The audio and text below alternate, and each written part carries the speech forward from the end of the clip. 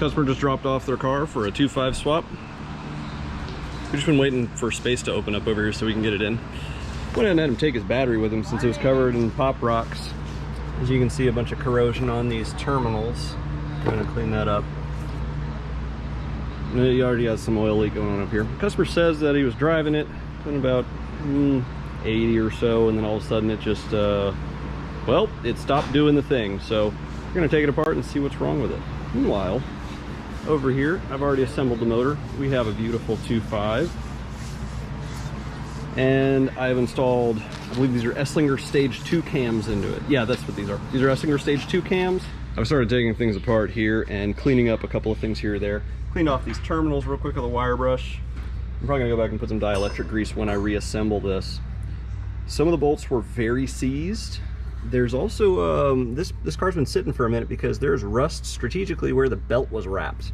I already moved that pulley over to the new motor, and I pulled the spark plug so I could get an idea of what's going on. We're currently pulling the AC down.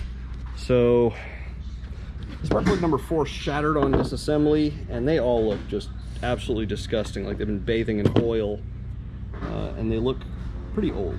I'm curious, I'll check the gap on these and I'll put it on the screen. Then the air filter. It's a K&N, but it's disgusting. And the rest of the engine bay, I did vacuum up a whole bunch of stuff because it was filled with leaves. But unfortunately, I probably should have washed this down before I started because it's just dust from top to bottom. We started underside disassembly and I'm making notes of everything I'm finding. That light's broken. The other one's not. The underside has definitely been apart before because it was missing a bunch of screws, as well as that light over on that side with a side marker was not connected. I have since obviously plugged it back in. The steering rack appears to have a severe leak. I'm gonna get a better look at that when we get the engine out so I can really get a good look at it from the other side, but it looks like it's just leaking all over the place. Or it could be the side of the motor because everything else appears to be leaking down that side. It's a chance. Let's see, a bunch of hardware was not original. The classic 2 nuts snapped off right here while removing off of the bottom of the exhaust. And like I said, there is just tons of mess all over the bottom here. We've already even wiped up some of this stuff. So I'm gonna scoot around and go show you guys the other side of this, or the back side. So, the X-brace was bent. I actually unbent some of this so I could get one of the bolts out. Notice there's oil everywhere. I'm gonna slide under here. The pinion appears to have just let all of the oil out because there's just a mess under here. Again, all of the under tray stuff was covered in oil as well, but it appears the pinion has also let go. And then you can see the evidence on the mid pipe. Looking terrible. So we're gonna start getting a couple more things apart. Transmission should come out next, and then we should be able to see a lot more of what's going on the side of the engine. Just got the catalytic converter out of here. So no news to report on this side, but it does appear that that power steering rack is actually the power steering. It is not from, it's not from oil over here. There was a missing bolt on the thermostat. They had the short body thermostat instead of the long body thermostat. I already threw that out. I've got the alternator and the heat shielding out. Let's see, nothing really else to report at the moment. Next step is we're gonna go ahead and get that transmission out of there now that I have the access to this motor mount. So on the automatics, the thing is the lines are over here for the automatic transmission. They are hard lines screwed into the transmission back there. They run along the side of the motor, along the oil pan, and then right here is where they actually can be disconnected. And then they run a short run over to here to some hard lines that run over to the radiator. Since we're not replacing the radiator on this one, I'm going to be disconnecting them there and capping off the lines. And then what I've done in the past is I get the motor hoist and I'll hold the motor up, remove that motor mount entirely, and then back the transmission off. Since again, the lines run through the motor mount. So I don't know who designed that, but serviceability could be better if they didn't do it that way. Drained the coolant system, drained the oil. We got all of maybe 2 or 3 ounces of oil out of it, and it was heavy, heavy sludge. I mean, the moment I pulled the plug, it was just coming out, just trickling. The coolant, I'm pretty sure we had a good 1.5 gallons, which should be about right for this system. Now, as I stated, I was going to lift the engine up, and I got the new motor on the hoist, so I figured I'd just leave it on the hoist.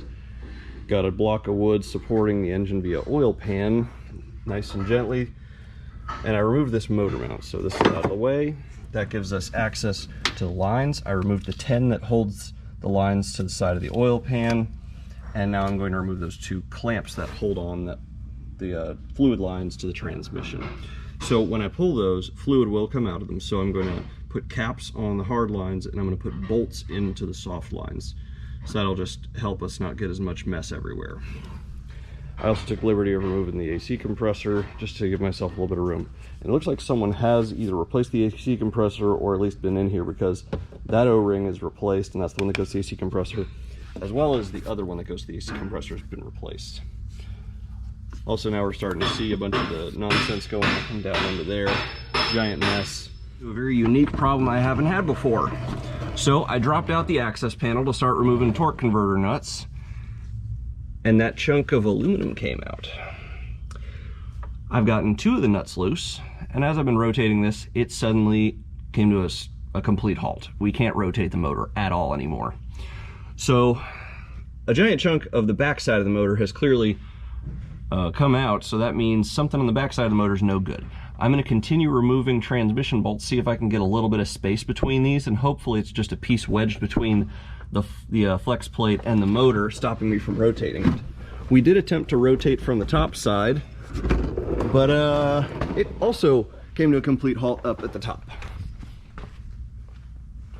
So this may be a very unique circumstance. The customer may have blown the back side of the motor out. I wanted to pull the transmission back and get some room in there. There was no debris blocking the flex plate from spinning. However, I went ahead and pulled the intake manifold, and I found the failure. So it appears that cylinder 4 is blown out, and, well, that's a hole. So he's probably going to need a starter. We found all of our oil. Now I need to remove the starter and then see if I can rotate this any better without the starter. I'm sure. Got the starter out. Starter has just minor damage to it. I mean, it's strictly cosmetic. I'll show it in a second. But the inside of the motor, if I can get some light in there, it looks like we've got a window in the back of the oil pan. There's nothing attached to the crankshaft. It's got some gouges on it, and then there's a bunch of stuff just hanging out in the bottom there. So, yeah, that's gonna be a mess. The crankshaft is entirely seized now. I have 1 nut left to get off of the torque converter. This is the chunk that was behind the starter. The starter surprisingly only suffered minor cosmetic damage, so I think this will be fine. But yeah, I've been attempting to rotate the crank. I got maybe 90 degrees of turn out of it, and then it just completely seized both directions. So I really hope I can get that last torque converter nut out. Motor's out of the car. Let's take a peek here. So like I said, giant hole in the block. And it would appear that we have a hole in the back of the oil pan. It's difficult to see, but there it is. Hole in the back of the oil pan. So this oil pan's toast. I guess I'll pull the oil pan off and take a look at what's going on in here. Like I said, it looks like we just lost cylinder 4 entirely. Light in there. Yeah. Just did a quick little oil pan drop, and I pulled the rear main off. Weird thing in this rear main, 2 of the bolts were completely loose because where they bolt to is gone. Then when we look at the pan is trashed. So we have lots of chunks of cradle in here. That's definitely a rod. There's one of the rod bolts. And I'm sure if we dig down in there, we can find more parts of rod. Now let's take a look on the other end. So certainly this thing exploded pretty violently. Looks like the other 3 cylinders are okay. A bit dry. As I said, we only drained a couple of ounces out of this pistons up there. So I wonder what it looks like if we pull the head off. I don't know if I'll get around to that on this motor. We're over here and show. It is definitely the power steering rack that has a problem, because the oil from the explosion of the engine was from here back, and well, the power steering is clearly just leaking for itself. And then the fluid level was a little bit low. I have not disconnected any of the power steering lines, so there's no reason for it to be attributed to anything I've disconnected. And there's also a couple of chunks over here sitting in the transmission that I'm going to get out. Unfortunately, it looks like there's no damage to the transmission otherwise. Set the motor down on the ground, pulled the timing cover off, pulled the valve cover off, And I'm starting to take other stuff apart, and it looks like this thing may have never had an oil change. I actually don't know the mileage on the car. Car had a dead battery when it came in, but this has sludge. The oil passages are sludgy. Like that's, dude, that's pretty bad. Oil filter was on kind of loose. That's not the end of the world. I'm surprised we don't have any evidence of severe cam wear, considering it seems like either this didn't have routine oil changes or it was run really hot all the time. I wouldn't guess it was run really hot all the time though, just because it is an automatic Miata that has no performance modifications, so it really can only be ran so hard. We have sludge inside of the side here. That's some thick stuff there. It's disgusting. Yeah, and the whole thing's dark brown. This is how we'd love for it to look, but this engine hasn't run in a while, so it'll look brand new. Cleaned up the ports on this, cleaned the surface. I need to go grab the injectors down from our buddy who's cleaning them and make sure they're all good before we throw them together. And we pressure washed off a whole bunch of the underside components. The valve cover has been changed, or the valve cover gasket has been changed on this. So I would hope to see that this motor has a lot of miles on it considering the condition. Take the head off of this thing, and I guess this is the last head that my bit will ever work on, because my T55 bit broke on the very last bolt and it wedged itself inside of the head of the bolt. So I actually can't get the head off of this, which would have been kind of fun. Either way, made decent progress on the rest of stuff. This motor is pretty much ready to drop in. I'm going to wait until the customer comes through so I can show him the additional work that I'm suggesting we do before dropping the motor in. Easier to do the steering rack before a motor's in there. We are okay to do the steering rack. We're going to hold off on the pinion seal for now. I'm going to get him a regular air filter. I went ahead and replaced out the O-rings on the AC lines. He did mention there was some AC work done previously, which I confirmed, of course, because a couple of these O-rings were replaced. I'm getting ready to put in the DEI heat shielding. I always recommend this stuff if we're doing any sort of performance build, hell, even non-performance builds, because the stuff in the trans tunnel is either non-existent or subpar, particularly on the NCs, because the stuff that's in here just, it dusts all over you and then you're itchy for the rest of the day. Customer has okayed me to order him a Goodwin Racing header, so we'll be getting rid of this beauty in the name of performance. Got the steering rack out. This thing looks really awful. I mean, just like we expected. A bunch of leaks all over the place. And it looked like someone had messed with it before. The front two bolts that were holding it down, there's a bracket that goes here. Those front two bolts were tight, and the rear two, not even a thread tight. So it just came out by hand. Yeah, these guys. And I wiped them off.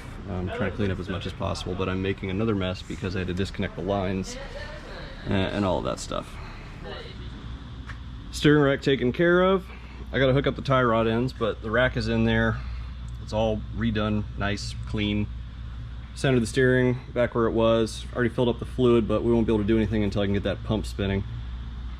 Let's see, motor is ready to go in. We'll get that in on Monday. I got no reason to rush today. We're close to closing, and in order to reinstall the motor, it's motor and trans pretty much same time.